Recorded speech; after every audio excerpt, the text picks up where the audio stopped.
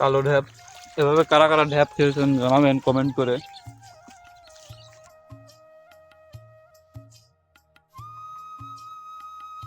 আসসালামু আলাইকুম বন্ধুরা, নতুন একটা ভিডিওতে সবাইকে স্বাগতম। এখন ঘড়ি কাটায় 11:30 বাজে।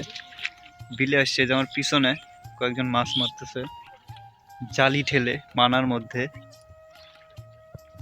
কি মাছ পাইছো মামুন? কি মাছ?